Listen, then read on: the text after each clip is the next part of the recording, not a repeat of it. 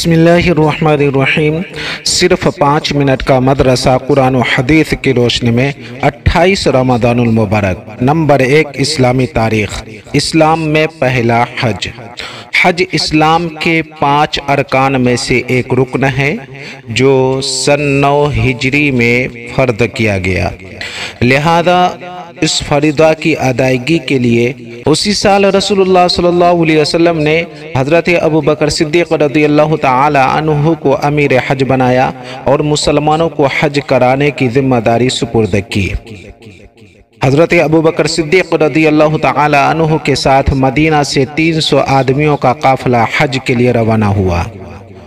اس کے بعد رسول اللہ صلی اللہ علیہ وسلم کے حکم سے حضرت علی رضی اللہ تعالی عنہ بھی روانہ ہوئے، اور قربانی کے روز جب سب لوگ مینا میں جمع تھے، اعلان فرمایا جنت میں کوئی کافر داخل نہیں ہوگا، اور اس سال کے بعد کوئی مشرک حج نہیں کر سکتا، اور کوئی شخص جاہلی رسم کے مطابق ننگا ہو کر طواف نہیں کر سکتا۔ اسلام میں یہ پہلا فرض حج تھا جس کے امیر حضرت ابوبکر صدیق رضی اللہ تعالی عنہ اور خطیب حضرت علی رضی اللہ تعالی عنہ تھے۔ نمبر 2، حضور صلی اللہ علیہ وسلم کا معجزہ، درخت کا محمد صلی اللہ علیہ وسلم کی گواہی دینا۔ حضرت ابن عمر رضی اللہ تعالی عنہ فرماتے ہیں کہ ہم ایک مرتبہ رسول اللہ صلی اللہ علیہ وسلم کے ساتھ سفر میں تھے کہ ایک دیہاتی آپ صلی اللہ علیہ وسلم کی خدمت میں آیا تو آپ صلی اللہ علیہ وسلم نے فرمایا تم گواہی دو اس بات کی کہ اللہ کے سوا کوئی معبود نہیں اور اس کا کوئی شریک نہیں، اور محمد صلی اللہ علیہ وسلم اس کے بندے اور رسول ہیں۔ تو وہ کہنے لگا تمہاری اس بات پر گواہ کون ہے؟ رسول اللہ صلی اللہ علیہ وسلم نے فرمایا یہ سلم کا درخت، وہ درخت میدان کے کنارے پر تھا۔ جب رسول اللہ صلی اللہ علیہ وسلم نے اس کو بلایا تو وہ زمین کو چیرتا ہوا آپ صلی اللہ علیہ وسلم کے سامنے آ کر کھڑا ہو گیا۔ رسول اللہ صلی اللہ علیہ وسلم نے اس سے 3 مرتبہ گواہی چاہی تو اس نے 3 مرتبہ گواہی دی کہ آپ صلی اللہ علیہ وسلم سچے رسول ہیں، پھر وہ اپنی جگہ چلا گیا۔ سنن دارمی۔ نمبر 3، ایک فرد کے بارے میں بغیر کسی عذر کے نماز قضا کرنا۔ رسول اللہ صلی اللہ علیہ وسلم نے فرمایا جو شخص 2 نمازوں کو بغیر کسی عذر کے ایک وقت میں پڑھے وہ کبیرہ گناہوں کے دروازوں میں سے ایک دروازہ پر پہنچ گیا۔ مستدرک۔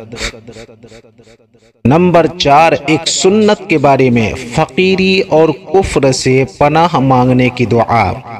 رسول اللہ صلی اللہ علیہ وسلم اس دعا کو پڑھ کر کفر اور فقر سے پناہ مانگتے۔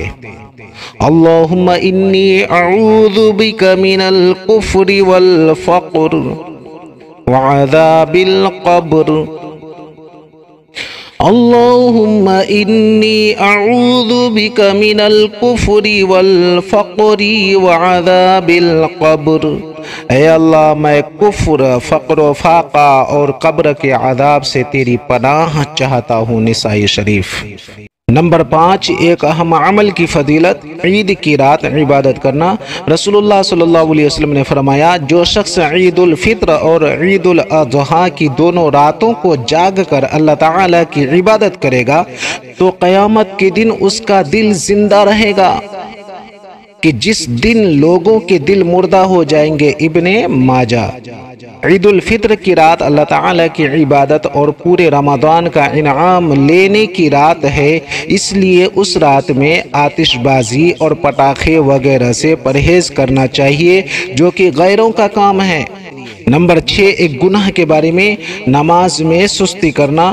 قرآن میں اللہ تعالیٰ فرماتا ہے ایسے نمازیوں کے لیے بڑی خرابی ہے جو اپنی نمازوں کی طرف سے غفلت و سستی برتتے ہیں، جو صرف ریاکاری کرتے ہیں۔ سورہ ماعون۔ نمبر 7، دنیا کے بارے میں مال و دولت آزمائش کی چیزیں ہیں۔ قرآن میں اللہ تعالیٰ فرماتا ہے جب اللہ تعالیٰ انسان کو آزماتا ہے تو ظاہراً مال و دولت دے کر اس کا اکرام کرتا ہے تو وہ بطور فخر کہنے لگتا ہے کہ یہ میرے رب نے میری قدر بڑھا دی، حالانکہ یہ اس کی طرف سے اس کی آزمائش کا ذریعہ ہے۔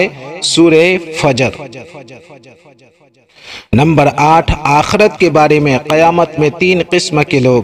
رسول اللہ صلی اللہ علیہ وسلم نے فرمایا قیامت کے دن جہنم سے ایک گردن نکلے گی جس کی 2 دیکھنے والی آنکھیں، 2 سننے والے کان اور 1 بولنے والی زبان ہوگی۔ وہ کہے گی 3 قسم کے لوگ میرے سپرد کیے گئے ہیں۔